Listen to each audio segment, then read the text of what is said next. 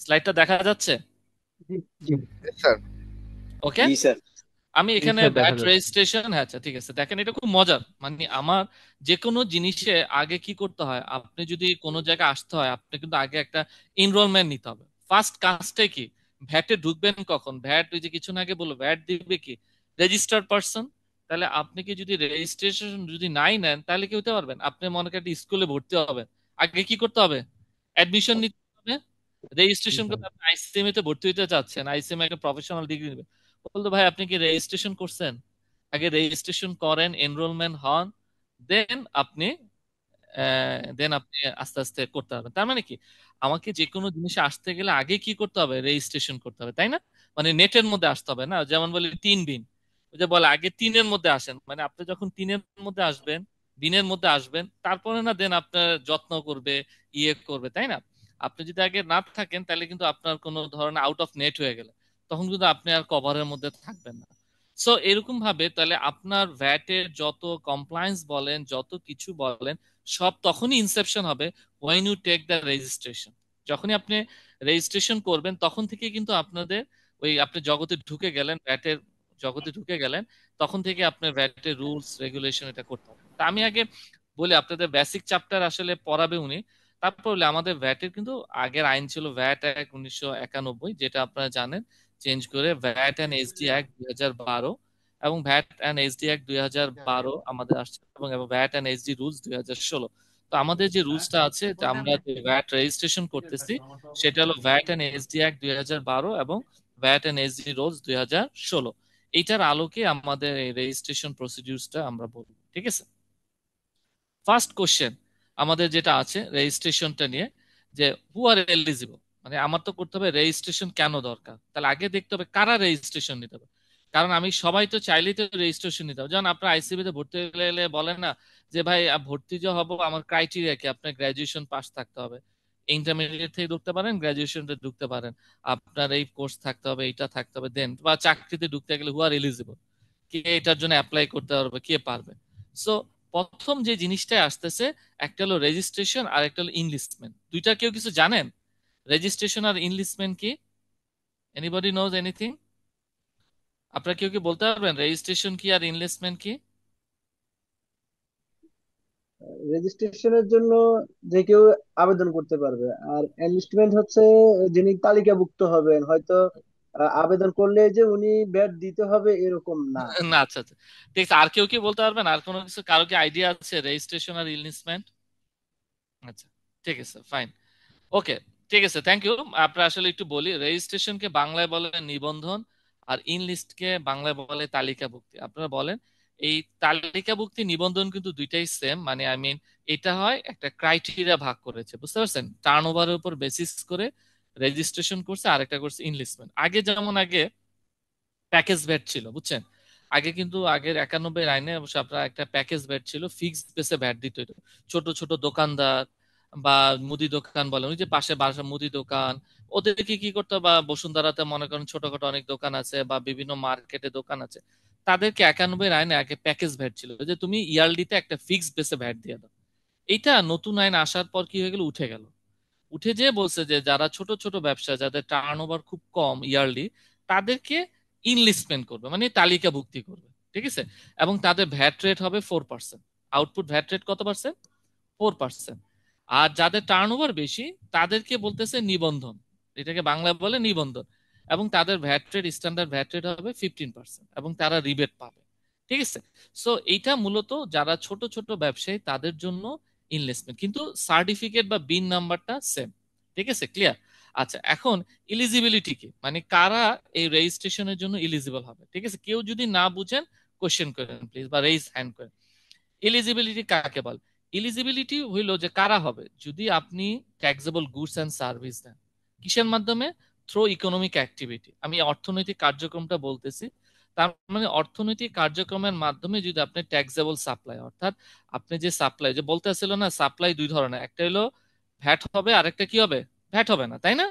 একটা হলো ট্যাক্সেবল, আরেকটা কি এক্সেম্পটেড, তাই না? এক্সেম্পটেড আবার কয় ধরনের, দুই ধরনের বলো, তাই না? একটা হলো শিডিউল দ্বারা, আরেকটা কি দ্বারা, এসআরও দ্বারা, তাই না? তো আপনি যদি ট্যাক্সেবল সাপ্লাই দেন, তার মানে আপনি অর্থনৈতিক কার্যক্রমের মাধ্যমে যদি কোনো ট্যাক্সেবল সাপ্লাই দেন তাহলে হবে। 2 নম্বর হলো ওই ট্যাক্সেবল সাপ্লাই দিলে হবে না, আপনার একটা থ্রেশহোল্ড। একটা থ্রেশহোল্ড মানে কি বুঝছেন? Do you know anybody? Threshold মানে একটা সীমা, যে হ্যাঁ মনে করেন যে আমাদের যেমন ট্যাক্স রিটার্ন, আর কারো যদি ইনকাম 3.5 লাখ টাকার উপরে হয় তাহলে সে ভ্যাট ট্যাক্স দিতে হবে, তাই না? মিনিমাম ইনকাম ইয়ারলি 3.5 লাখ টাকার উপরে হলে ট্যাক্সেবল ইনকাম, তাকে ট্যাক্স দিতে হবে, মিনিমাম ট্যাক্স হইলেও দিতে হবে 5,000 টাকা।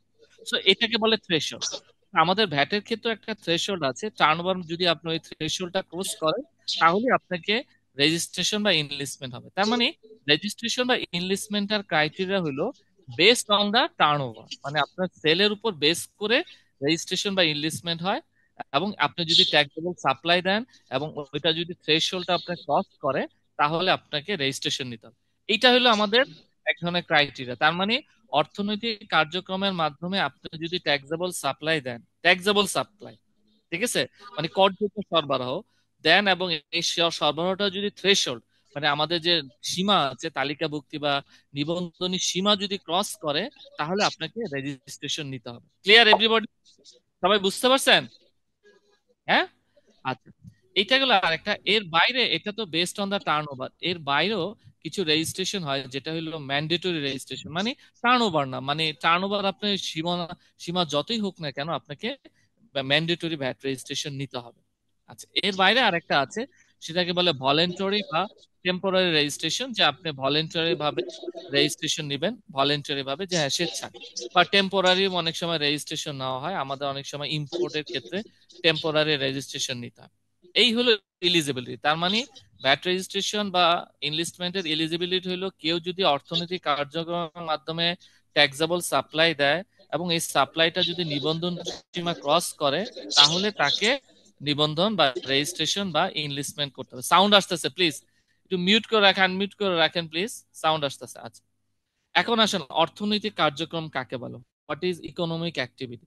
এটা নতুন আইনে ঢুকানো হয়েছে। অর্থনৈতিক কার্যক্রম মানে হলো আপনি যদি কোনো কাজ পৌনঃপুনিক ভাবে, যে কোনো কাজ রেকারিং অ্যাক্টিভিটি ধারাবাহিকভাবে, মানে যে কাজটা আপনি রেগুলারলি করতেছেন, ধারাবাহিকভাবে যদি কোনো কাজ করতে থাকেন তাহলে ওইটাকে বলতেছে ইকোনমিক অ্যাক্টিভিটি। মানে ধারাবাহিকভাবে কোনো অ্যাক্টিভিটিস এর মাধ্যমে আপনি যদি কোনো সরবরাহ করেন।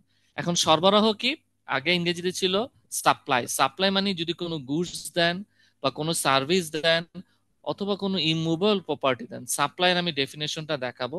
তাহলে অর্থনৈতিক কার্যক্রম কাকে বলতেছে?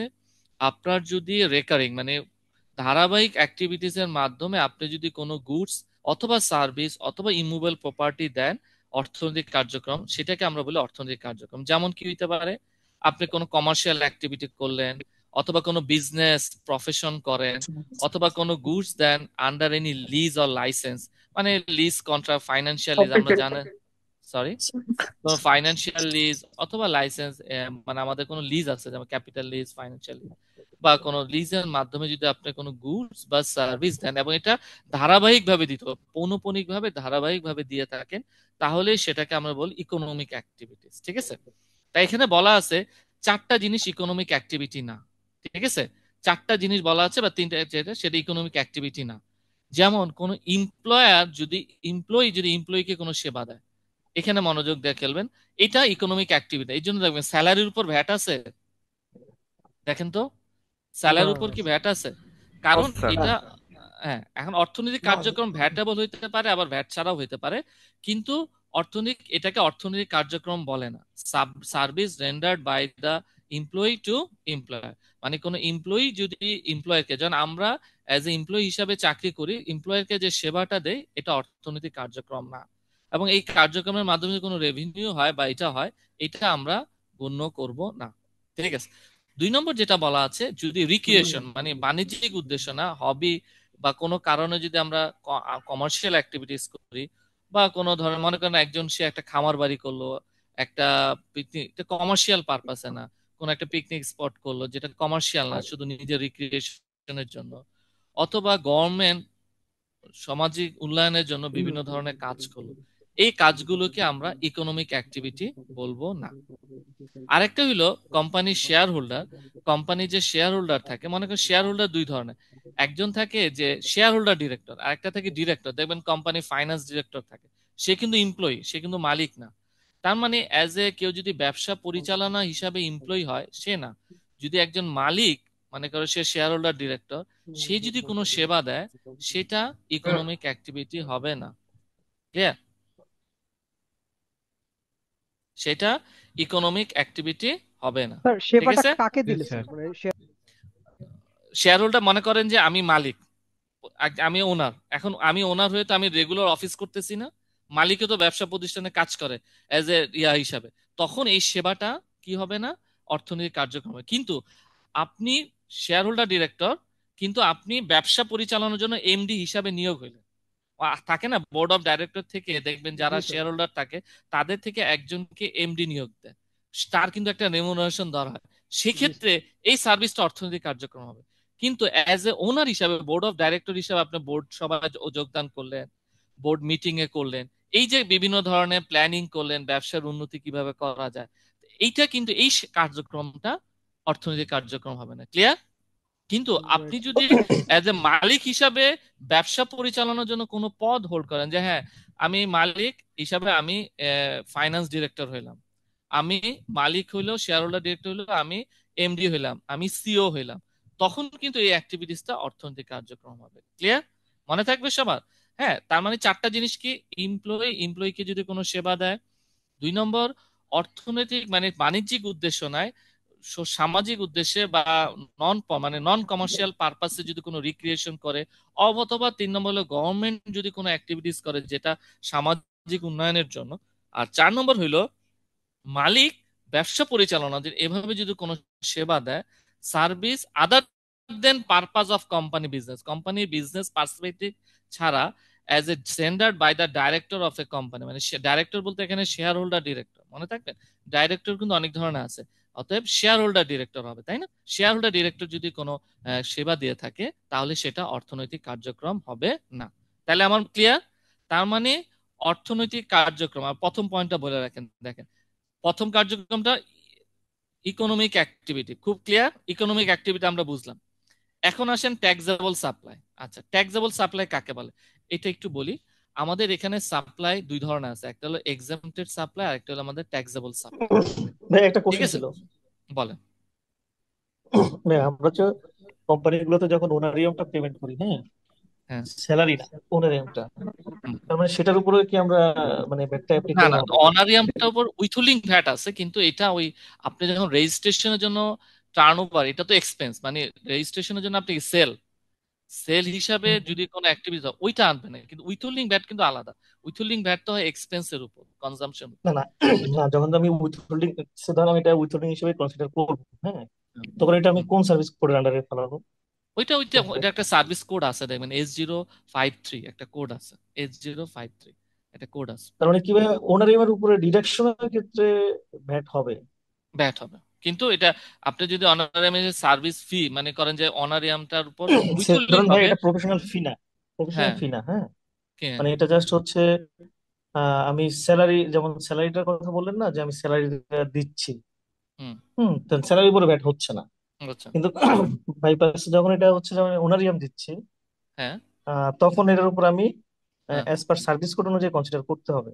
হ্যাঁ, হ্যাঁ, উইথহোল্ডিং করতে হবে, কিন্তু আপনার এটা আপনি যে রেভিনিউ বা কোনো ধরনের অর্থনৈতিক কার্যক্রম হিসেবে রেভিনিউর অংশটাতে আনবেন না। ঠিক আছে?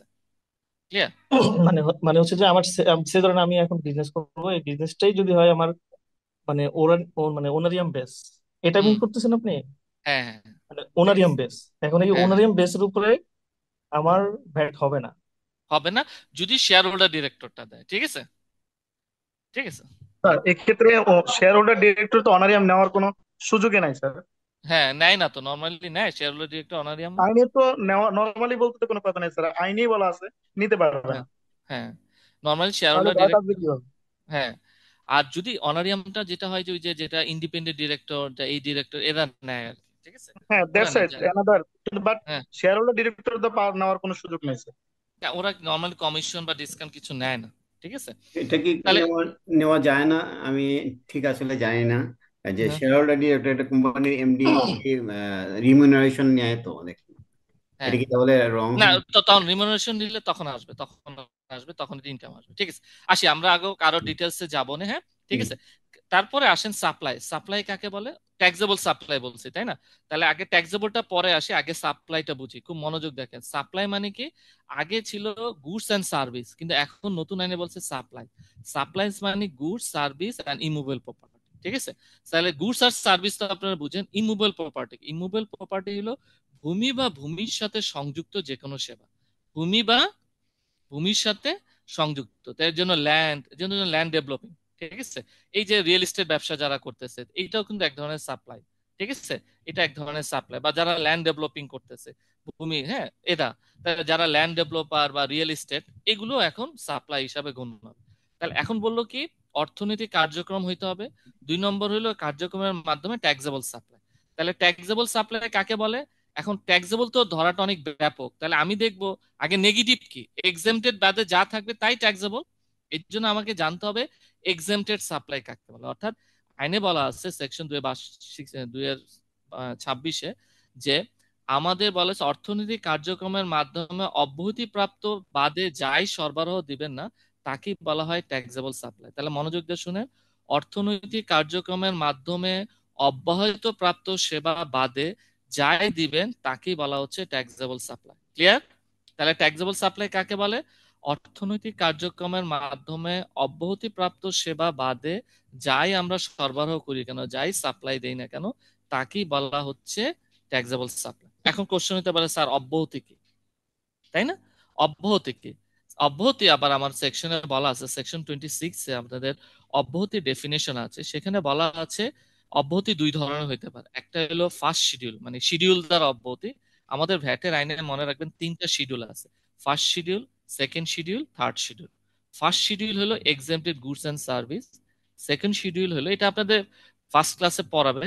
সেকেন্ড শিডিউল হলো যেসব গুডস এন্ড সার্ভিসের উপর এসডি মানে সাপ্লিমেন্টারি ডিউটি প্রযোজ্য। আর থার্ড শিডিউল হলো যেসব গুডস এন্ড সার্ভিসের ক্ষেত্রে ভ্যাট রেট লেস দেন 15%, সেগুলিকে বলা হয়, সেইগুলি লিস্টটাকে বলা হয় থার্ড শিডিউল। ঠিক আছে?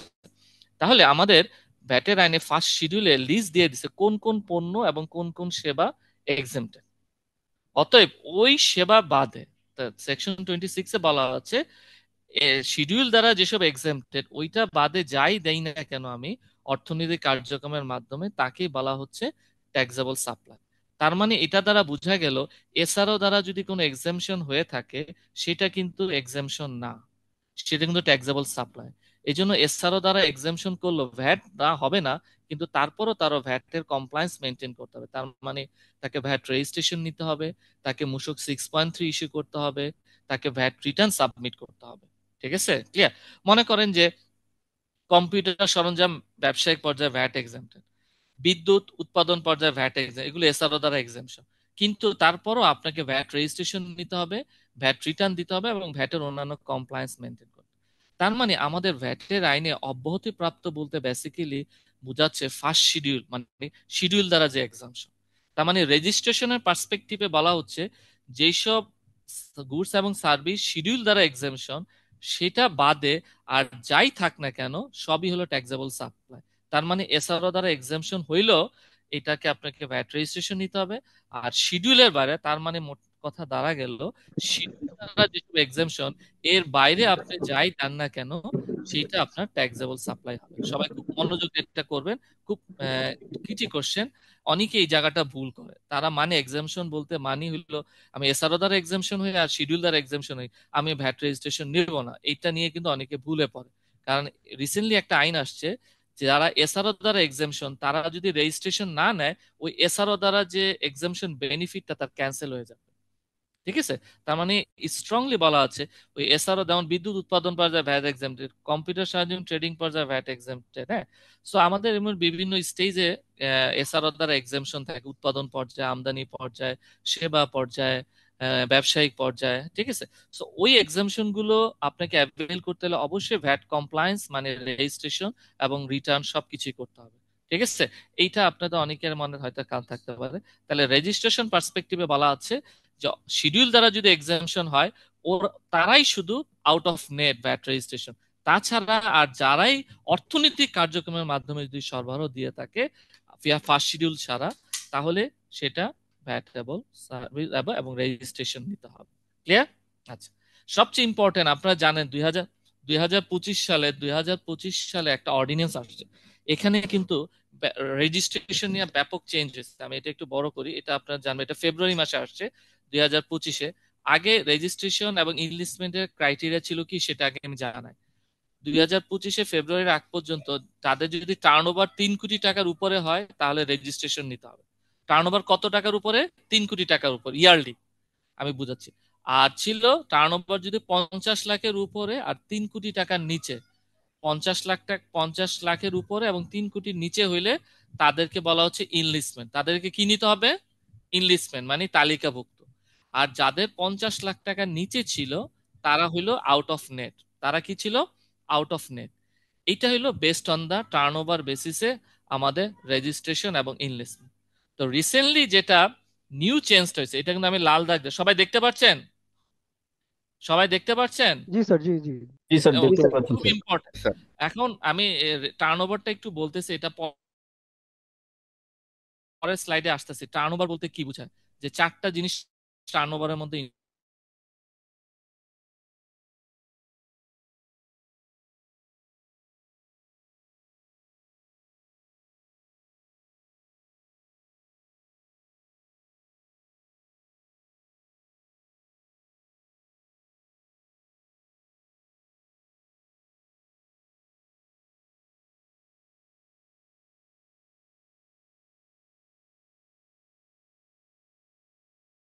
যদি আপনার অ্যানুয়াল টার্নওভার হয় তাহলে রেজিস্ট্রেশন, এটা চেঞ্জ করে ফেলেছে। এখন যেটা বলেছে, আপনি যদি টার্নওভার 30 লাখ, কত লাখ? 30 লাখ টাকা হয়ে গেলেই আপনি রেজিস্ট্রেশনে চলে যাবেন। ঠিক আছে? টার্নওভারটা আপনার যদি, হ্যাঁ, মানে 30 লাখ টাকা, মানে সরি এটা 5 মিলিয়ন হবে, 50 লাখ টাকা। ঠিক আছে স্যার, এই যে 50 লাখ টাকা যদি হয়ে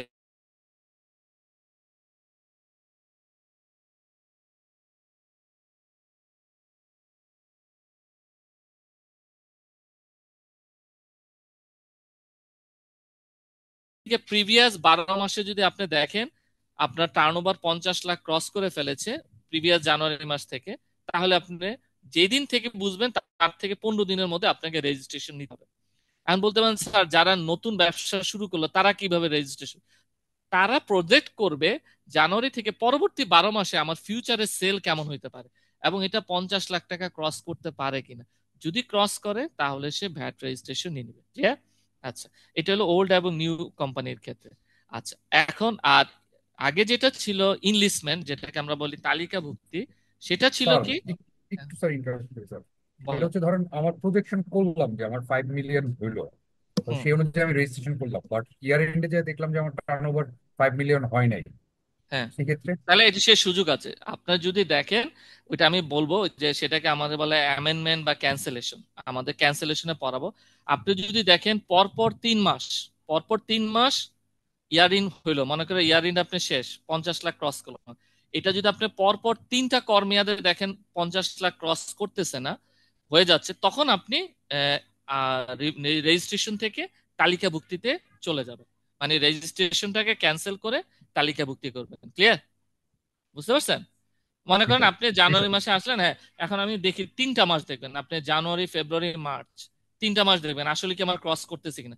যখন দেখলেন যে না, আমি পরপর 3টা বা 4টা মেয়াদে আমি পারছি না, হচ্ছে না, তখন আপনি অটোমেটিকলি তালিকা রেজিস্ট্রেশন থেকে তালিকাভুক্তিতে চলে যাবেন। ঠিক আছে? এটা কিন্তু এক ধরনের ক্যান্সেলেশনের একটা ওয়ে। ঠিক আছে? ক্লিয়ার? আচ্ছা, আচ্ছা, এরপর আসেন জি তালিকাভুক্তি। তালিকাভুক্তি আগে কি ছিল? আগে থ্রেশহোল্ডটা ছিল যদি আপনার অ্যানুয়াল টার্নওভার 50 লাখের উপরে 3 কোটি টাকার নিচে।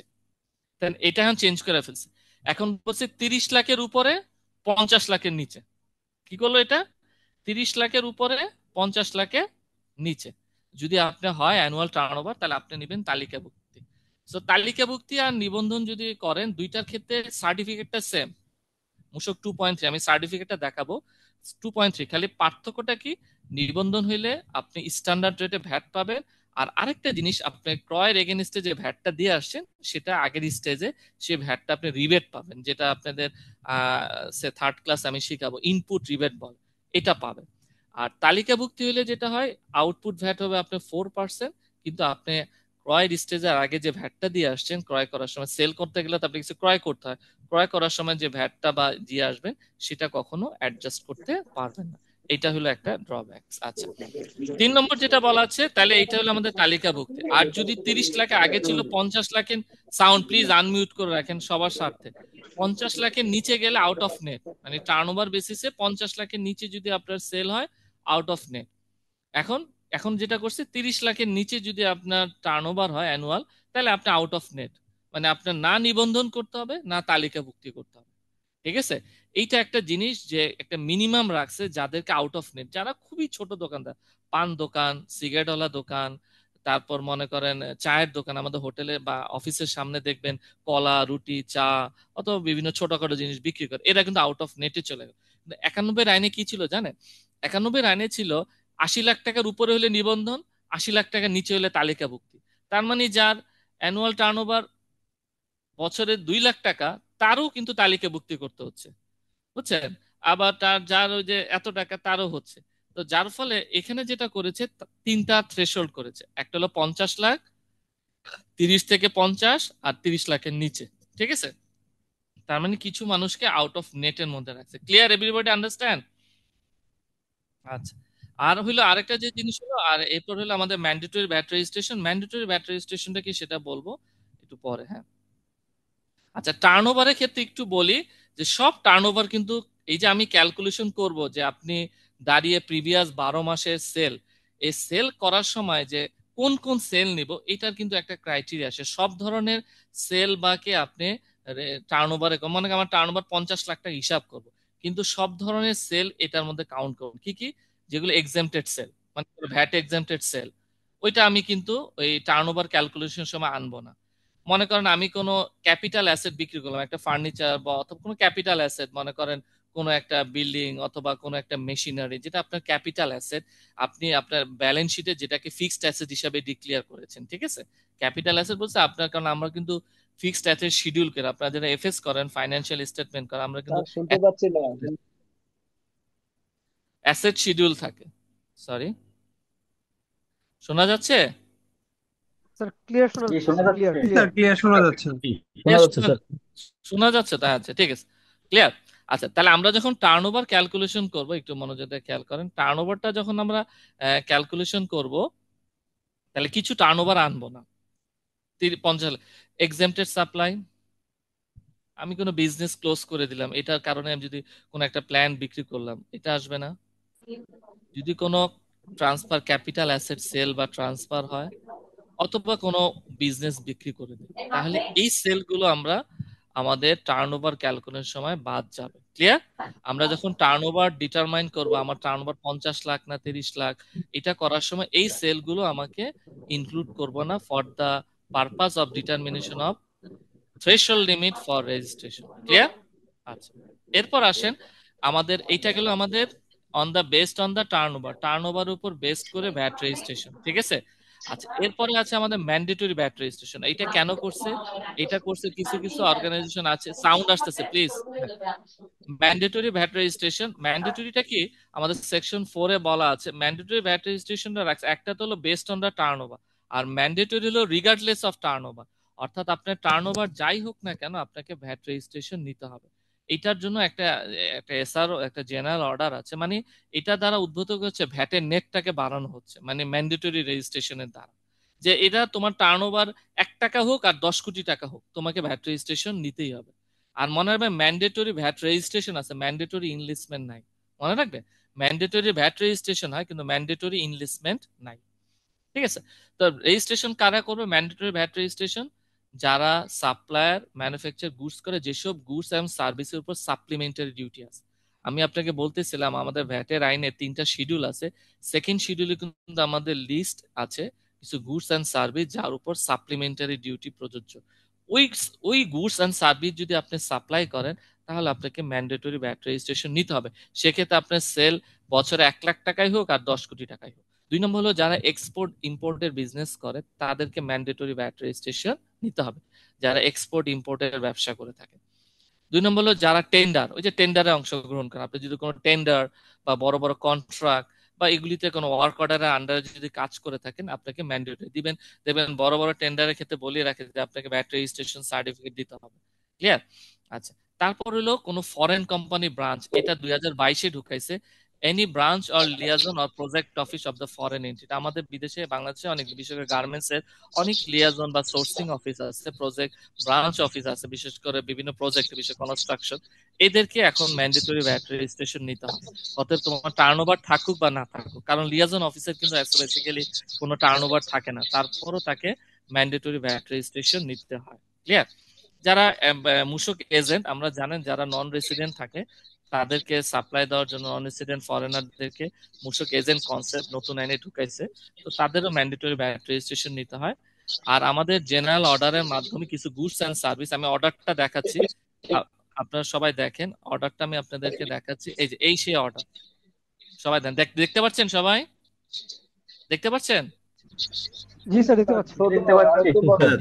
এই সেই অর্ডারটা, জেনারেল অর্ডার, যেখানে আমি, হ্যাঁ, জেনারেল অর্ডার যেখানে 75টা গুডস, 72টা সার্ভিস এবং 10টা সার্ভিস পর্যায়ে কিছু গুডস সার্ভিস আছে যেগুলিকে ম্যান্ডেটরি ভ্যাট রেজিস্ট্রেশন করছে। যেমন আমি দেখেন এই যে গুডস, আপনি marble, tiles, glycerin, melamine, tyre, চামড়াজাত পণ্য, ইনসুলেন বোর্ড, হার্ড বোর্ড, এগুলো ব্যবসা করেন, তাহলে আপনাকে কটন ফেব্রিক, ফিনিশিং, আপনাকে ম্যান্ডেটরি ভ্যাট রেজিস্ট্রেশন নিতে হবে। আর সার্ভিস কি, আপনি হোটেল, পণ্যগার, নির্মাণ, ডকইয়ার্ড, বিজ্ঞাপন, ছাপাখানা, নিলাম, সিম কার্ড, ইলেকট্রিক যন্ত্র, ফ্রেট ফরওয়ার্ড, ইন্ডেন্টিং, অর্থাৎ এগুলি কি বলে দেওয়া আছে। এগুলোর যদি আপনি ব্যবসা করে থাকেন, আপনার টার্নওভার যাই থাক না কেন, আপনাকে ম্যান্ডেটরি ভ্যাট রেজিস্ট্রেশন নিতে হবে। এবং ব্যবসায়িক পর্যায়ে কিছু আছে যারা সিরামিক ট্রেডার মানে বুঝছেন, এক জায়গা থেকে পণ্য কিনে তার আকৃতি, প্রকৃতি, গুণগত মান পরিবর্তন না করে অ্যাজ ইট ইজ যদি বিক্রি করে থাকে, তাদেরকে বলা হচ্ছে ট্রেডার। বুঝতে পারছেন? মানে যেমন একজন ওষুধ, আপনি মিটফোর্ড থেকে ওষুধ কিনে এই শান্তিনগরে বিক্রি করতেছেন, তাহলে আপনি একজন ট্রেডার। আপনি গার্মেন্টস এ পণ্য সদরঘাট থেকে কাপড় কিনে মিরপুরে এসে বিক্রি করতেছেন, আপনি একজন trader. Same as it is, কোনো কিছু পরিবর্তন না করে, এটাকে বলে ট্রেডার। তাহলে এইসব ক্ষেত্রে আমাদের বলা আছে। আর আরেকটা বলা আছে, আমি একটু স্লাইডে দেখাবো, সুপার শপ। তাহলে এদের হলো আমি ম্যান্ডেটরি ভ্যাট, যেটা আমি যে স্লাইডে দেখাচ্ছি, যে জেনারেল অর্ডার 86টা প্রোডাক্ট প্রোডাকশন স্টেজে, 79 সার্ভিস, 10টা প্রোডাক্ট ট্রেডিং স্টেজে। এদেরকে আমি তো এটা খালি টেবিলে দেখাইলাম, মানে আর এই গুডস গুলো লিস্ট আপনাদেরকে কিছুক্ষণ আগে দেখাইলাম, ঠিক আছে? আচ্ছা, আর এছাড়া বলা আছে যদি কোনো ম্যানুফ্যাকচারিং এন্টিটি হয়, সে যে জায়গায় থাকুক, সিটি কর্পোরেশন এলাকায় বা ডিস্ট্রিক্ট লেভেলে থাকলে তাকে ভ্যাট রেজিস্ট্রেশন নিতে হবে। আর সুপার শপ, ওই যে আমাদের স্বপ্ন আগরা, এইটা বাংলাদেশের যে কোনো জায়গায় ভ্যাট রেজিস্ট্রেশন নিতে হবে। ক্লিয়ার? তাহলে মনে থাকবে, এটাকে বলা হয় ম্যান্ডেটরি ভ্যাট রেজিস্ট্রেশন। একটা তো আমরা বললাম ম্যান্ডেটরি ভ্যাট রেজিস্ট্রেশন, এই যে 5টা, এই যে যেটা হলো এসডি আছে, export import, tender, liaison office, মূসক এজেন্ট, আর এই জেনারেল অর্ডার, ঠিক আছে?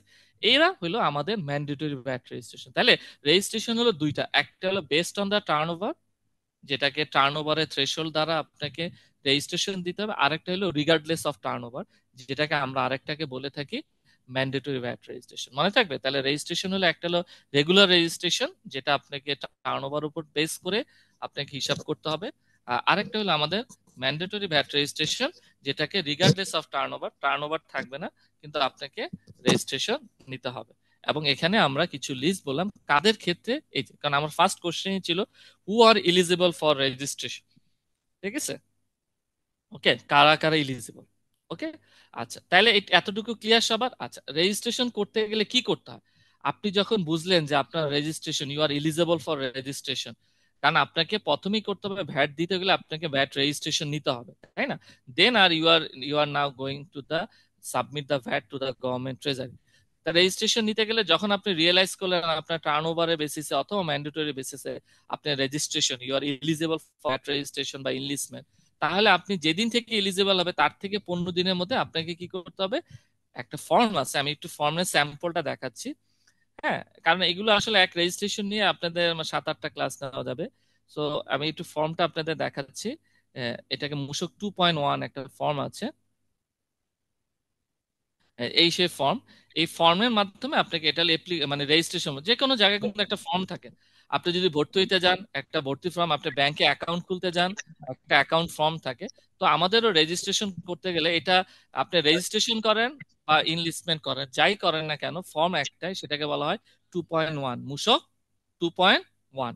সো মূসক 2.1 এই ফর্মটা টোটাল 12টা পার্ট আছে। এই ফর্মের মাধ্যমে আপনি আপনার ডিটেলস, কি ধরনের বিজনেস, জেনারেল ইনফরমেশন দিবেন, হ্যাঁ, তারপর আপনার district, police state code, address, তারপর আপনার ব্রাঞ্চ, যদি অনেকটা একের অধিক ব্রাঞ্চ থাকে, হ্যাঁ, একের অধিক ব্রাঞ্চ থাকে, কারণ আমাদের রেজিস্ট্রেশনের প্রকার ভেদে আমরা যাব কি ধরনের অ্যাক্টিভিটিস করেন, হ্যাঁ, তারপর কি ধরনের নেচার, কি কোন ধরনের পড়েন, গুডস হইলে, সার্ভিস হইলে কি পড়েন, এইভাবে করে আমরা ডিটেলসটা দিয়ে একটা ফর্ম পূরণ করব, ঠিক আছে? এই ফর্মটা পূরণ করলে, এই ফর্মটা আমরা সুন্দর করে পূরণ করে অনলাইনে সাইন আপ করে ইউজার আইডি পাসওয়ার্ড দিয়ে আমরা ফর্মটা পূরণ করব। পূরণ করলে নর্মালি 3 ওয়ার্কিং ডেজ এর মধ্যে, যদি কোনো কোশ্চেন না থাকে, কোনো কোয়ারি না থাকে, 3 ওয়ার্কিং ডে এর মধ্যে আমরা একটা ভ্যাট রেজিস্ট্রেশন বা ইনভেস্টমেন্ট সার্টিফিকেট পাবো। আমি এই সার্টিফিকেটটা আপনাদেরকে দেখাচ্ছি। What is this format of the, এই যে this is the BIN certificate. এই যে দেখছেন সবাই, একটু ক্লায়েন্টের নামটা দেখেন না আপনারা, কনফিডেন্সিয়াল কারণে, ঠিক আছে? This is the BIN certificate, সবাই দেখতে পাচ্ছেন? Everybody set? Yes sir. আচ্ছা, Yes, sir. এই যখন আপনি ওই ফর্মটা 2.1 এর ফর্মটা পূরণ করবেন, পূরণ করার পর আপনাকে সবকিছু যখন ওকে হবে, অটোমেটেড সিস্টেম থেকে সিস্টেম জেনারেটর আপনাকে ডকুমেন্টস এর মধ্যে ইউজার আইডি পাসওয়ার্ড দিয়ে আপনাকে এই ফর্মটা দিবে, যেটাকে বলে মূসক 2.3। তাহলে আমরা রেজিস্ট্রেশন করার জন্য অ্যাপ্লাই করব কিভাবে? If I am understand that I am the eligible for the VAT registration or enlistment, তাহলে এলিজিবিলিটি কি? বেসড অন দ্য টার্নওভার, আরেকটা হলো রিগার্ডলেস অফ টার্নওভার। তো regardless of turnover, best of turnover criteria দিয়ে যদি আমি ডিটারমাইন হয়ে গেলাম যে I am eligible for VAT registration, তখন আমি কি করব? আমার রেজিস্ট্রেশন ক্রাইটেরিয়াতে চলে যাব। চলে যে আমি কি করব? রেজিস্ট্রেশনের জন্য অ্যাপ্লাই করব। কি করবো? যেদিন থেকে আমি রিয়েলাইজ, আইনে বলা আছে 15 দিন, তালিকাভুক্তির ক্ষেত্রে 30 দিন, আর নিবন্ধনের ক্ষেত্রে 15 দিনের মধ্যে আপনি অ্যাপ্লাই করতে হবে। অ্যাপ্লাই করতে কিসে? 2.1 ফর্মে সব সাপোর্টিং ডকুমেন্টস দিয়ে অ্যাপ্লাই করবেন।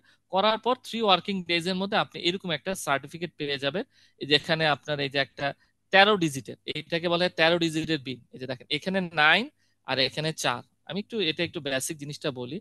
এই 9 ডিজিট সবারই কমন থাকে, এটাকে বলে বিন। বিন মানে কি বুঝছেন? Do you know anybody what is বিন?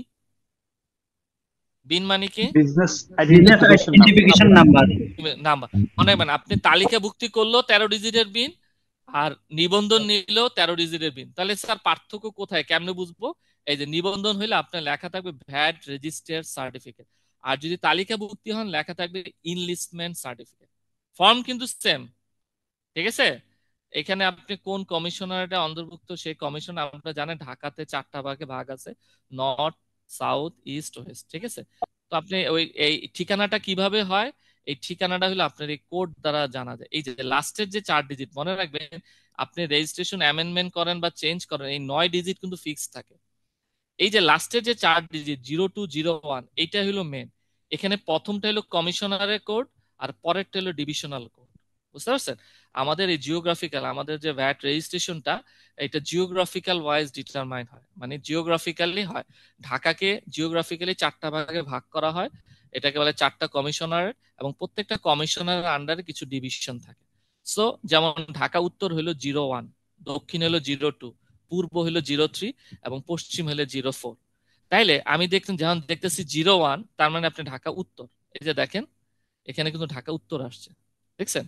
যখনই 02 হবে, এটা ঢাকা দক্ষিণ হয়ে যাবে। তার মানে এই প্রথম 2টা কোড হলো কমিশনারের কোড, আর পরের 2টা কোড হলো ডিভিশনের কোড। প্রত্যেকটা কোডের আন্ডারে, কমিশনের আন্ডারে কিছু ডিভিশন থাকে। 01 আসলে ঢাকা উত্তরটা শুরু হয়েছে গুলশান থেকে, গুলশান থেকে টঙ্গী পর্যন্ত, এই জন্য দেখেন গুলশান ডিভিশন, কারণ এটা 01, ঠিক আছে?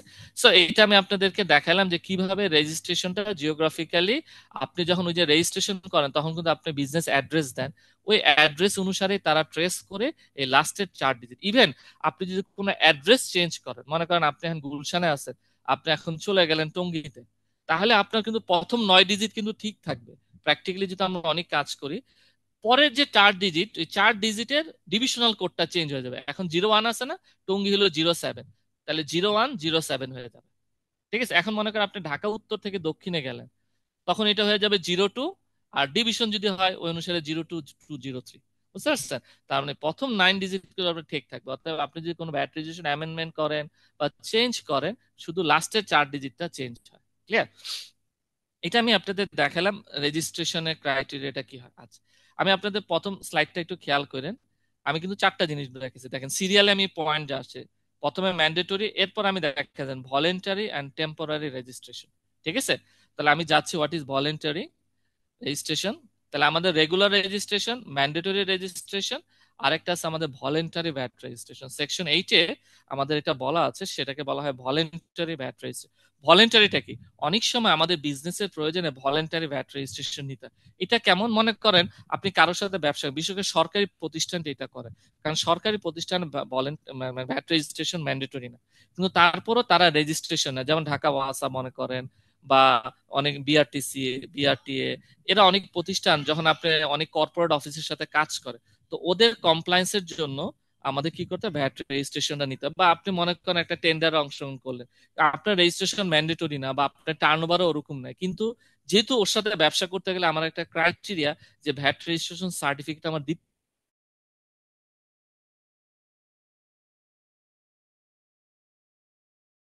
ম্যান্ডেটরি, কোনো ক্রাইটেরিয়াতে রেজিস্ট্রেশনের দরকার নাই। সেক্ষেত্রে আমি ভলেন্টারি ভ্যাট রেজিস্ট্রেশন নিতে পারি। ভলেন্টারি ভ্যাট রেজিস্ট্রেশন নিলে হইলো দুইটা কথা আছে।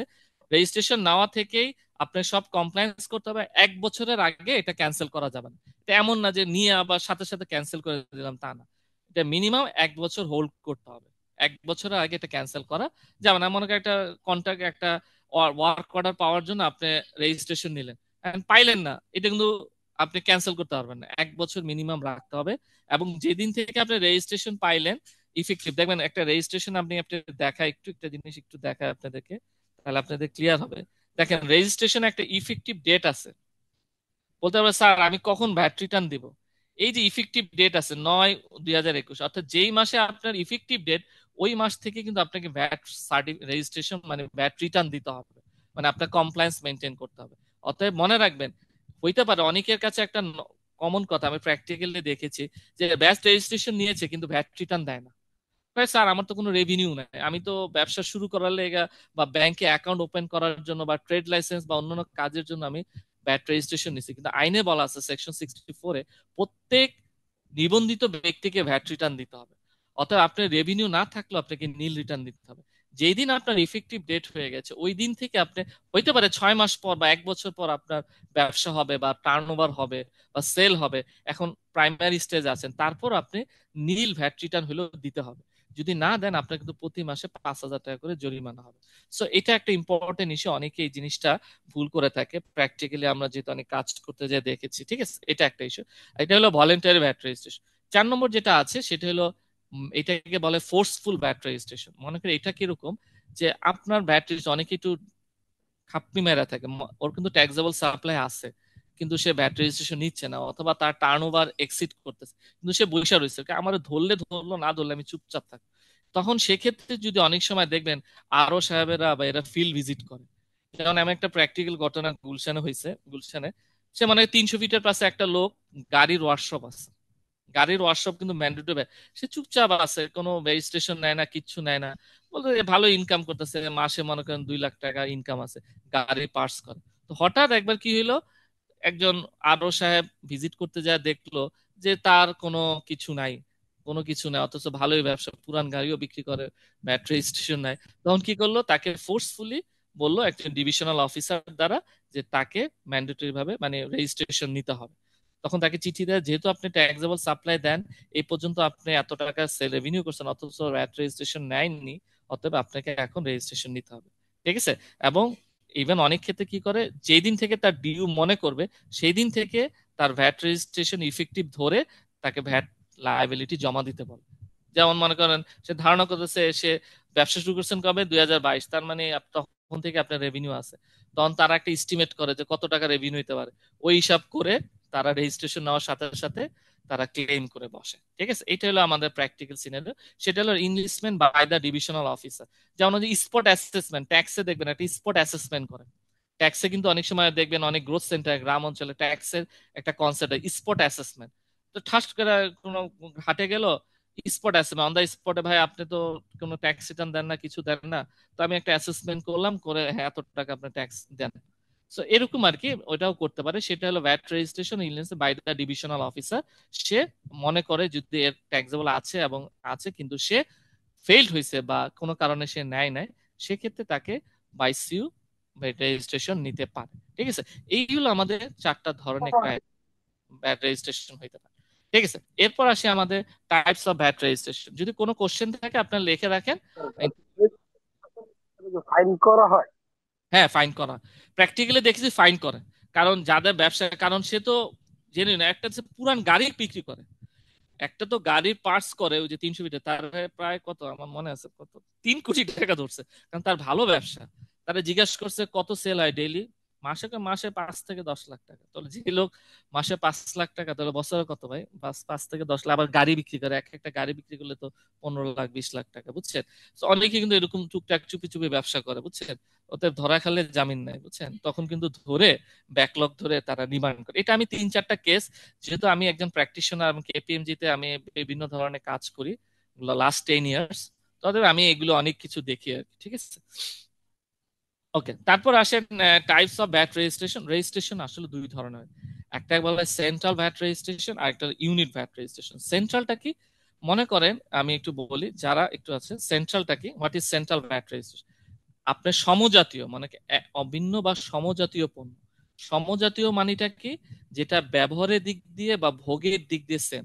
মনে করেন গার্মেন্টস আইটেম, কসমেটিক্স, এখন এটা আপনার কসমেটিক্স এর মধ্যে সোনও আছে, পাউডারও আছে, লিপস্টিকও আছে, সবই কিন্তু সমজাতীয়। আপনি বলতে পারেন না সোনো একটা, মানে আমি একটু এ ভাষায় বলতেছি, ক্রিম একটা, লিপস্টিক একটা, তা না, all are the under the cosmetics, ব্যবহারগত দিক দিয়ে সেম। তার মানে এখানে বলা আছে আপনি যদি আইডেন্টিক্যাল বা সিমিলার টাইপ অফ গুডস একের অধিক শাখার মাধ্যমে বিভিন্ন জায়গায় সেল করেন, এবং আরেকটা ইম্পর্টেন্ট জিনিস, হিসাব যদি সেন্ট্রালি মেনটেন করা হয়, কি করা হয়, হিসাব যদি সেন্ট্রালে মেনটেন করা হয়, তাহলে আপনাকে সেন্ট্রাল ভ্যাট রেজিস্ট্রেশন। তার মানে মনে করেন আপনার ঢাকা একটা হেড অফিস আছে, আপনি কাপড়ের ব্যবসা করেন, আপনার 4টা ডিভিশন, চিটাং, কুমিল্লা, তারপর যশোর, সিলেট, রাজশাহী, বিভিন্ন জায়গায় আপনি আপনার পণ্যগুলো ব্রাঞ্চে বিভিন্ন বুথের মাধ্যমে বা বিভিন্ন ব্রাঞ্চের মাধ্যমে সেল করে থাকেন। সেক্ষেত্রে আপনি কি করবেন, সেন্ট্রাল ভ্যাট রেজিস্ট্রেশন নেবেন। ঠিক আছে, সেন্ট্রাল ভ্যাট রেজিস্ট্রেশন নিলে সুবিধাটা কি, যে আপনার টোটাল সেল, সব সেল আপনি ঢাকায় দেখাবেন, এক। আর 2 নম্বর হইলো যে সেন্ট্রাল সেল করলে হয় যে এক ব্রাঞ্চ থেকে আরেক ব্রাঞ্চে যে ট্রান্সফার হয়, মনে করেন আপনি সিলেট থেকে রাজশাহীতে ট্রান্সফার করলেন বা চিটাগাং থেকে কুমিল্লায় ট্রান্সফার করলেন, এই ব্রাঞ্চ টু ব্রাঞ্চ ট্রান্সফারটা কোনো সাপ্লাই হিসাবে গণ্য হবে না বা টার্নওভার হিসাবে গণ্য হবে না, মানে এটা কোনো আউটপুট ভ্যাট বা ইনপুট ভ্যাট হবে না। তাহলে সেন্ট্রাল রেজিস্ট্রেশনের সুবিধা হইলো যে, দেখবেন আমি ভ্যাট রেজিস্ট্রেশনের ফর্মে আপনার দেখাইছিলাম ব্রাঞ্চ, দেখেন ওই যে নিচে ছিল ব্রাঞ্চ। তার মানে আপনি যদি হেড অফিসের মাধ্যমে বিভিন্ন ব্রাঞ্চের মাধ্যমে, কন্ডিশন হলো 2টা। 1 নম্বর হলো আইডেন্টিক্যাল বা similar type of goods, identical বা সিমিলার টাইপ অফ গুডস বিক্রি করতে হবে, আর সেন্ট্রালি হিসাব রাখতে হবে, মানে যত হিসাব সব সেন্ট্রালি হবে, মানে যত টার্নওভার যত খরচ সব হেড অফিস মেনটেন করে। যদি আলাদা আলাদা মেনটেন করে, মনে করেন ঢাকার সেল ঢাকায় করে, চিটাগাং এর হিসাব চিটাগাং এ হয়, সেক্ষেত্রে কিন্তু আর সেন্ট্রাল ভ্যাট রেজিস্ট্রেশন নেওয়া যাবে না, সেক্ষেত্রে ইউনিট নিতে হবে। তাহলে কন্ডিশন হলো 2টা, আইডেন্টিটি বা সিমিলার গুডস হতে হবে, এবং সকল হিসাব যদি সেন্ট্রালি মেনটেন করা হয়, সেক্ষেত্রে আপনার সেন্ট্রাল ভ্যাট রেজিস্ট্রেশন নিতে হবে, এক। এবং সেন্ট্রাল ভ্যাট রেজিস্ট্রেশনের ক্ষেত্রে সব সেল আপনি ঢাকায় দেখাবেন, চিটাগাং, কুমিল্লা, রাজশাহী সব সেল ঢাকার ভ্যাট রিটার্নে জমা হবে। এবং আরেকটা হবে যে আপনার ব্রাঞ্চ টু ব্রাঞ্চ ট্রান্সফার, কারণ অনেক সময় গুডস এক ব্রাঞ্চ থেকে আরেক ব্রাঞ্চে যায়, সেই branch to branch transfer internal transfer হিসেবে গণ্য হবে, এবং এই ট্রান্সফারের জন্য কোনো ধরনের ভ্যাট প্রদেয় হবে না। এটা একটা ইন্টারনাল ট্রান্সফারের মাধ্যমে হয়, যেটাকে মূসক 6.5 বলে। এটা আমি দেখাবো আজকে স্লাইডে, ঠিক আছে। এটা হলো সেন্ট্রাল রেজিস্ট্রেশন, আর এটা আমি বিভিন্ন আপনি চিত্রের সাহায্যে দেখাচ্ছি যে এরকম ভাবে একটা সেন্ট্রাল থাকবে, এবং বুথ, ব্রাঞ্চ বা সেল সেন্টার বা ফ্যাক্টরির মাধ্যমে আপনি যদি করে থাকেন। আচ্ছা, আর ইউনিটটা কি, ইউনিটটা হলো 2টা জিনিস, যদি সিমিলার গুডস না হয়, মানে ডিফারেন্ট গুডস, আপনি মিষ্টির ব্যবসা করেন, কাপড়ের ব্যবসা করেন, ফলের ব্যবসা করেন, বিভিন্ন ধরনের ব্যবসা করেন, তার মানে ডিফারেন্ট টাইপ অফ গুডস এবং হিসাব আলাদা, হিসাব আলাদা। তাহলে মনে রাখবেন 2টা জিনিস, হিসাব কিন্তু খুব গুরুত্বপূর্ণ। সিমিলার টাইপ অফ গুডস কিন্তু হিসাব ডিফারেন্ট, তারপরেও কিন্তু ইউনিট নিতে হবে। সিমিলার টাইপ কিন্তু ডিফারেন্ট টাইপ অফ গুডস হলে ক্লিয়ার, কারণ ডিফারেন্ট টাইপস অফ গুড হলে হিসাবও কিন্তু আলাদা হয়। কারণ একটা হিসাবের সাথে আরেকটা কিন্তু মিলে না। তো সেক্ষেত্রে আপনাকে প্রত্যেকটা গুডসের জন্য আলাদাভাবে ইউনিট ভ্যাট রেজিস্ট্রেশন নিতে হবে। ক্লিয়ার? এই হলো ভ্যাট রেজিস্ট্রেশন দুইটা প্রকারভেদ, একটা হলো সেন্ট্রাল আর একটা হলো আমার ইউনিট। স্যার ঠিক আছে, বলেন। স্যার হিসাব বলতে কি বুঝাচ্ছেন যে ওই যে ডিফারেন্ট ইউনিটের financial statement, final account, final final. যে সেল ভ্যালুটা। হ্যাঁ, ইয়েস ইয়েস ইয়েস, ফাইনাল অ্যাকাউন্টটা আপনার এখানে হয়। এমন না হয় যে আপনার ফাইনান্সিয়াল স্টেটমেন্ট দুইটা হবে না, একটাই হবে, one company one financial statement. এমন ঢাকায় যেটা হবে সেটা কিন্তু একটাই, এমন নয় ঢাকায় একটা ফাইন্যান্সিয়াল স্টেটমেন্ট, চট্টগ্রামে একটা ফাইন্যান্সিয়াল স্টেটমেন্ট হয়, রাজশাহীতে একটা ফাইন্যান্সিয়াল স্টেটমেন্ট। যদি এরকম হয় তাহলে কিন্তু আপনার আলাদা আলাদা বিল নিতে হবে। কিন্তু না, ঢাকায় ছাড়া ওই চট্টগ্রামে আর সিলেটে কোথাও কোনো অ্যাকাউন্ট মেনটেন হয় না, সব সেল এখানে হয়, সকল পারচেজ এখানে হিসাব হয়, তাহলে হবে। ঠিক আছে, আচ্ছা। এখন অনলাইন ব্যাট রেজিস্ট্রেশন আমি তো বললাম যে কি কি সাপোর্টিং ডকুমেন্টস লাগে, এটা একটু জাস্ট বলি। ট্রেড লাইসেন্স লাগে, টিন লাগে, ব্যাংক অ্যাকাউন্ট নাম্বার লাগে, বিজনেস অ্যাড্রেস লাগে রেজিস্ট্রেশনের ক্ষেত্রে, বিন লাগে যখন আপনি অ্যাপ্লাই করবেন, না নেম অফ দ্য ডাইরেক্টর লাগে, যেহেতু আমরা প্র্যাকটিক্যালি কাজ করি আমরা জানি কি কি লাগে। ইনকর্পোরেশন নাম্বার অফ, যদি আপনার ইনকর্পোরেশন সার্টিফিকেট কোম্পানি হইলে, আর যদি ব্রাঞ্চ হয় বিডা পারমিশন লাগে। যদি আপনি এক্সপোর্ট ইম্পোর্টের ব্যবসা থাকে তাহলে আইআরসি ইআরসি লাগবে। যদি আপনি ম্যানুফ্যাকচারিং কোম্পানি ফ্যাক্টরি লেআউট লাগে, মানে আপনার ওই ফ্যাক্টরিটা লেআউটটা লাগে, এবং এইচএস কোড লাগে, ফ্যাক্টরিতে কি কি মেশিন বসবে ওই লিস্ট অফ মেশিনের বর্ণনা এবং ওই লিস্টটা লাগে। আর আপনার যদি ব্রাঞ্চ থাকে সকল ব্রাঞ্চের অ্যাড্রেস লাগে। ঠিক আছে, এই হলো আমার রেজিস্ট্রেশন করার ক্ষেত্রে কি কি ডকুমেন্টস লাগে। ক্লিয়ার? আচ্ছা, এরপর আসি আমাদের অ্যামেন্ডমেন্ট। অনেক সময় আমাদের রেজিস্ট্রেশন নিতে গেলেও রেজিস্ট্রেশন অ্যামেন্ডমেন্ট করার প্রয়োজন হয়। We have to amendment. Amendment কি? আমার মনে করেন অনেক কারণে আমার বিজনেস অ্যাড্রেস চেঞ্জ হতে পারে, আমার যে ডিরেক্টর ছিল সে ডিরেক্টর চেঞ্জ হতে পারে, আমার আগে ব্যাংক ছিল ডাচ বাংলা ব্যাংকে, আমি এখন ইস্টার্ন ব্যাংকে করলাম, বা আমার ব্যাংক অ্যাকাউন্ট নাম্বারটা ছিল আগে ব্র্যাক ব্যাংকে, এখন আমি ঢাকা ব্যাংকে করলাম বা এবি ব্যাংকে করলাম। তো এরকম হতে পারে না? হ্যাঁ, অ্যাড্রেস চেঞ্জ হতে পারে, ব্যাংকের ইনফরমেশন চেঞ্জ হতে, ডাইরেক্টর চেঞ্জ হতে পারে। সো অথরাইজ পার্সন চেঞ্জ হতে হয়। সবচেয়ে বেশি প্র্যাকটিক্যালি যেটা হয় অথরাইজ পার্সন, কারণ যারা অনলাইনে ভ্যাট রিটার্ন দেন দেখবেন অথরাইজ পার্সন যার নাম একজন এমপ্লয়ি থাকে, সে চাকরি ছেড়ে চলে গেল, এখন আমার তো নতুন একজন অথরাইজ পার্সন দেওয়া লাগে, তখন এটা অ্যামেন্ডমেন্ট করার প্রয়োজন হয়। ঠিক আছে, সো এইসব চেঞ্জ যদি হয়, এই চেঞ্জ গুলির জন্য তখন আমাদেরকে অ্যামেন্ডমেন্ট স্যার করতে হয়। বলেন। স্যার ফিজিক্যাল ভ্যাট রেজিস্ট্রেশন আর অনলাইন কি একই হবে নাকি আলাদা করে করতে হয়? না না, এখন সব অনলাইনে ব্যাট ও রেজিস্ট্রেশন, ফিজিক্যাল নাই। ফিজিক্যাল নেই। এখন অনলাইন, না না, সব অনলাইন অনলাইন। এখন রিটার্নও অনলাইন, রেজিস্ট্রেশনও অনলাইন। ঠিক আছে, ফিজিক্যাল আগে ছিল, এখন কিন্তু সব অটোমেশন। আপনারা জানেন এখন কিন্তু ট্যাক্স রিটার্ন অনলাইনে, এখন আগামী বছর নাকি সবারই ম্যান্ডেটরি করবে ট্যাক্স রিটার্ন। সো অতএব এখন সব অনলাইন, ভ্যাট রিটার্নও অনলাইন, রেজিস্ট্রেশনও অনলাইন। রেজিস্ট্রেশন অনলাইন তো অনেক আগে থেকে, ফার্স্ট শুরু হয়েছে 2017 সালে মার্চ মাসে অনলাইনে ভ্যাট রেজিস্ট্রেশন, এটা ইনসেপশন হয়েছে 2017 সালে মার্চে। তারপর 2019 সালে এসে জুলাই মাসে যখন নতুন আইনটা ইমপ্লিমেন্টেশন হলো, এরপর থেকে এটাকে আরেকটু অটোমেশন করলো, আরেকটু আপডেট করলো, এবং এই 19 থেকে যে শুরু হয়েছে, এখন তো ফুল ফোর্স, এখন তো হার্ড কপি ভ্যাট রিটার্ন মানাই করে অনলাইনে দিবে। ঠিক আছে, তখন সবকিছু অটোমেশন, এবং অ্যামেন্ডমেন্ট বলেন, ক্যান্সেলেশন বলেন, চেঞ্জ বলেন, all are the automation I mean online based. ঠিক আছে, সো অ্যামেন্ডমেন্ট কেন হয়, যে আমি বললাম কি কারণে আমাদের অ্যামেন্ডমেন্ট করতে হয়। আর অ্যামেন্ডমেন্ট করার প্রসিডিউরসটা কি? অ্যামেন্ডমেন্ট করতে গেলে একটা ফর্ম আছে, এটা অনলাইনেই থাকে, এটাকে বলে 2.5। এই ফর্মটার নাম কি? 2.5। ওই 2.5 এর মাধ্যমে আপনি অ্যাপ্লাই করবেন, অ্যাপ্লাই করে আপনাকে অ্যাপ্লাই, আমি ফর্মটা একটু দেখাচ্ছি আপনাদের জন্য, আমি ডাউনলোড করে রাখছি, এই সেই ফর্মটা। ঠিক আছে, এটা সিস্টেমে থাকে, এই যে এটাকে বলা হয় অ্যামেন্ডমেন্ট ফর্ম। কর শনাক্ত থাকে, আপনি কি তথ্য পরিবর্তন দেখতে পাচ্ছেন সবাই? জি স্যার জি। এই যে এই যে এই যে যেমন তথ্য পরিবর্তন আমরা করি অনেক, আমি এই মতো প্রায় মানে 50টার মতো কাজ করছি। তথ্য পরিবর্তন মানে এখানে শিরোনাম কি চেঞ্জ, মনে করেন ব্যাংক ইনফরমেশন, আমি এখানে দিলাম আমি ব্যাংক ইনফরমেশন চেঞ্জ করতে চাই। হ্যাঁ, তা আমি এখানে ব্যাংক ইনফরমেশন। ঠিক আছে, একটা এক্সাম্পল দিই আপনাদের, কি হবে?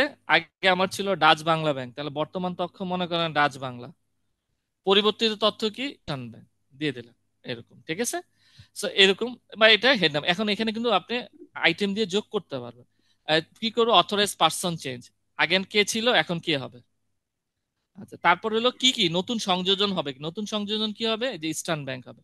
বা অ্যাড্রেস চেঞ্জ করলে আগের অ্যাড্রেস ছিল গুলশান, এখন দিবেন টঙ্গী। তখন নতুন সংযোজন কি হবে? টঙ্গী। তথ্যের শিরোনাম কি? Address change. ক্লিয়ার? এইভাবে আমরা বিয়োজিত কি হবে? বিয়োজিত মানে কোনটা বাদ যাবে? আহ, গুলশান বাদ যাবে, টঙ্গী অ্যাড হবে। ঠিক আছে? এরকম করে এটা নিয়মটা কি মনে রাখবেন, আইন বলা আছে যে পরিবর্তনের ক্ষেত্রে যেদিন আপনি মনে করবেন পরিবর্তন করবেন তার থেকে 15 দিনের মধ্যে এটা ওয়াকিফাল করতে হবে। আইন বলা আছে যেদিন আপনি পরিবর্তন করেন, আপনি তো জানেন ব্যাংক ইনফরমেশন পরিবর্তন হবে, যেদিন আপনি পরিবর্তন করবেন সেটা পরিবর্তন হওয়ার পরবর্তী 15 দিনের মধ্যে এই মূসক 2 পয়েন্ট ফর্মের মাধ্যমে ভ্যাট অফিসকে জানাইতে হবে, না হলে পেনাল্টি হবে। ঠিক আছে? আর অ্যাড্রেস চেঞ্জের ক্ষেত্রে আগে, যদি আপনার অ্যাড্রেস চেঞ্জ হয় মানে বিজনেস অ্যাড্রেস, সেক্ষেত্রে 15 দিন আগে, কারণ অ্যাড্রেস তো মানুষ আগেই চেঞ্জ করে, তাই না? আপনি একটা বাসায় যাবেন, এটা তো 2 মাস আগে থেকে জানেন, জানেন না? তো সেক্ষেত্রে বলা আছে যেই দিন আপনি ওই ওই নতুন অ্যাড্রেসে যাবেন তার 15 দিন আগে অ্যাপ্লাই করবেন। আর অ্যাড্রেস চেঞ্জ ছাড়া অন্যান্য ক্ষেত্রে বলা আছে যেদিন আপনি পরিবর্তন করবেন তার পরবর্তী 15 দিন, তার পরবর্তী 15 দিনের মধ্যে আপনি অ্যামেন্ডমেন্ট করবেন। ক্লিয়ার? ঠিক আছে? আচ্ছা, এটা গেলো আমাদের অ্যামেন্ডমেন্টের ক্রাইটেরিয়া। এরপর আসে আমাদের ক্যান্সেলেশন। ওই যে একজন কোশ্চেন করতে, স্যার আমার যদি থ্রেশহোল্ড না থাকে, আপনার অনেক সময় আমাদের ক্যান্সেলেশন হইতে পারে। ক্যান্সেলেশন বা ডি রেজিস্ট্রেশন। ডি রেজিস্ট্রেশন কেন? যে আমি আগে রেজিস্ট্রেশনে ছিলাম, এখন ইনলিস্টমেন্টে চলে যাব।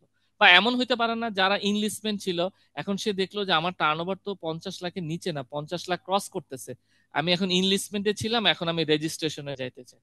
তাহলে দুইটা জিনিসই হতে পারে, এটাকে আমরা বলি ডি রেজিস্ট্রেশন, যে ইনলিস্টমেন্ট থেকে রেজিস্ট্রেশনে গেলাম। ঠিক আছে? সো এরকম কারণে আমাদের অনেক সময় ডি রেজিস্ট্রেশন বা ক্যান্সেলেশন করতে, কি কি কারণ হইতে পারে? যে একটা বিজনেস শুরু করলাম, আমাদের ইকোনমিক অ্যাক্টিভিটি হলো, এটা আমি প্রচুর করেছি 2020-21 সালে। এই যে করোনার সময় আমার মনে হয় যেন 15 থেকে 20টা খালি ক্যান্সেলেশন করছে, কারণ অনেক ব্যবসা বন্ধ হয়ে গেছে ভাই করোনার সময়, 20-21 সালে। এখন তো অনেক কমে গেছে। মানে এই জমাগুলো এখনো লোড হইতেছে। আমার গুলশান ডিভিশনে সেদিন গেছিলাম, বলতেছিল যে 350 ক্যান্সেলেশন দরখাস্ত আছে। সো তো এখন এই ক্যান্সেলেশন, ওই যে লোড গুলো করোনার পর কিন্তু অনেক বিজনেসে ধাক্কা গেছে এবং তখন প্রচুর ক্যান্সেলেশনের দরখাস্ত হয়েছে, অনেক ব্যবসা বন্ধ হয়ে গেছে। সো ক্যান্সেলেশনটা কি, যদি আপনি এখন পার্সন আছেন, রেজিস্টার্ড পার্সন, ইকোনমিক অ্যাক্টিভিটি করতেছেন না, বন্ধ হয়ে গেল, অথবা আপনি যে গুডসটা দিলেন এটা এক্সেম্পটেড হয়ে গেছে, কারণ আমরা বলছি যারা শিডিউল দ্বারা এক্সেম্পটেড তাদের কিন্তু কোনো কিছু করা লাগবে না। মনে করেন আপনি যে গুডসটা বা সার্ভিসটা দিচ্ছেন ওটা ফার্স্ট শিডিউলে আছে, অনেক সময় শিডিউলটা কিন্তু আপডেট হয়, যে শিডিউল থাকে এটা কিন্তু ফাইন্যান্স অ্যাক্টের মাধ্যমে প্রতি বছর আপডেট হয়। তখন মনে করেন রেজিস্ট্রেশনটা ছিল, এটা আপডেট করলো, তখন আমার যদি এক্সামটেড হয় তখন তো আমার রেজিস্ট্রেশনে থাকার দরকার নাই, আমি করে ফেলবো। অথবা অ্যাক্টিভিটি শুরু করার পর আর ব্যবসা শুরু করতে পারলেন না। আরেকটা জিনিস, পরপর 2 বছর যদি দেখেন আপনার রেজিস্ট্রেশন থ্রেশহোল্ড ক্রস করতে, রেজিস্ট্রেশন নিতেছেন, প্রথম বছর দেখলেন যে এটা 50 লাখের নিচে, আবার দ্বিতীয় বছর দেখলেন দেখলেন এটা 50 লাখের নিচে, তখন আপনি কি করবেন? আপনার রেজিস্ট্রেশনটা ক্যান্সেল করে নেবেন। ক্লিয়ার? বুঝতে পারছেন? তখন আমরা রেজিস্ট্রেশনটা ক্যান্সেল করতে পারি। রেজিস্ট্রেশনটা আমাদের ক্যান্সেল করার ওয়ে হলো, রেজিস্ট্রেশনটা ক্যান্সেল করার জন্য একটা ফর্ম আছে যেটাকে বলে 2.4, অনলাইনে পাবেন, আপনার 2.4 ফর্মে অ্যাপ্লাই করতে হয়। কেন রেজিস্ট্রেশন করব, আমি ফর্মটা আপনার জন্য ডাউনলোড করে আনছি, দেখেন এই যে এই হলো রেজিস্ট্রেশনের সেই ফর্মটা, ফর্মটা।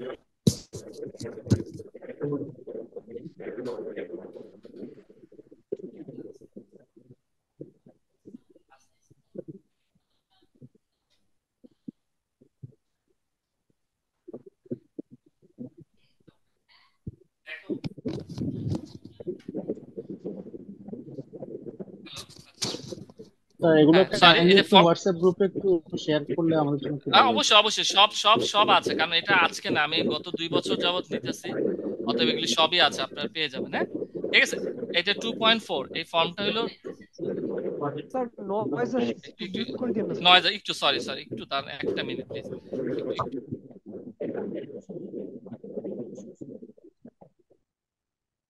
এখন ঠিক হয়ে যাবে, ঠিক আছে, ওকে। হ্যাঁ স্লাইড, আচ্ছা, তাহলে এই ক্যান্সেলেশনের জন্য আমাদের কি করতে, একটা ফর্ম আছে যেটাকে বলে 2.4। ঠিক আছে? এই ফর্মে অ্যাপ্লাই করতে হবে। এই যে ফর্মটা আমি আপনাদেরকে দেখাচ্ছি, এই সেই ফর্মটা।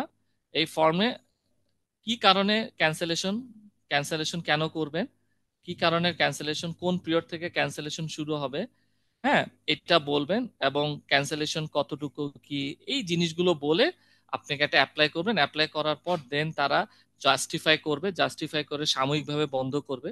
বন্ধ করার পর তারা বলবে ঠিক আছে 15 দিনের মধ্যে আপনি একটা ফাইনাল ভ্যাট রিটার্ন দেন। একটা ক্যান্সেলেশনের ক্ষেত্রে একটা ফাইনাল ভ্যাট রিটার্ন বলে। ফাইনাল ভ্যাট রিটার্ন মানে আপনার দায় দেনা। মনে করেন আপনি যদি কোনো জায়গা থেকে চলে যান, ভাই এই বাসা ছেড়া দেবো, তখন কি ভাই আপনার কাছে যত দায় দেনা আছে হিসাব করে, কিন্তু আপনার কাছে বিদ্যুৎ বিল এত টাকা বাকি আছে, কারেন্ট বিল বাকি আছে, এটা বাকি আছে, ভাড়া বাকি আছে, আমার এই জিনিসটা নষ্ট করছেন, এটা জরিমানা দিতে হবে। হ্যাঁ, যারা বাসা ভাড়া থাকেন বুঝবেন বাসা ছাড়লে। হ্যাঁ, সো এখানে একইভাবে আপনার যখন ক্যান্সেলেশন করবেন, ক্যান্সেলেশন দরখাস্ত করার পর প্রথমে তারা কি করে, একটা ইনভেস্টিগেশন করে দেখে যে কতটুকু আপনার দায় দেনা আছে। তখন বলে আপনার কাছে আমি এত টাকা পাই, এত টাকা আপনি জমা দেন। যখন আপনি জমা দিবেন, জমা দেওয়ার পর তখন তারা ক্যান্সেলেশনের প্রসিডিউরটা শুরু করে, ঠিক আছে, মানে শেষ করে। সব বুঝে টুঝে ভাই হ্যাঁ আমি আপনার কাছে দায় দেনা, একটা অডিট হয়, অডিট করার পর দেন তারা দেখে এত টাকা দায় দেনা আছে, এটা করার পর এত টাকা তাদেরকে দিতে বলে, আপনি দিয়ে দেন, দেওয়ার পরেই দেন তারা ক্যান্সেলেশনের প্রসিডিউরটা করে। এটাকে বলে এনওসি বলে, এক ধরনের এনওসি ইস্যু করে, নো অবজেকশন সার্টিফিকেট, বুঝতে পারছেন, করে দেন তারা ক্যান্সেলেশন করে। ঠিক আছে, এই হলো আমাদের ক্যান্সেলেশনের ওভারঅল প্রসিডিউরস। এখন কারো কোনো কোশ্চেন থাকলে বলতে পারেন। That's all for today VAT sir registration. Question আমি আছে। বলতে পারি যে ভ্যাট রেজিস্ট্রেশন আসলে অনেক ব্যাপক, বুঝছেন, এক রেজিস্ট্রেশনে এক ফর্ম পূরণ দিয়েই আমার 2 ক্লাস শেষ করা যায়।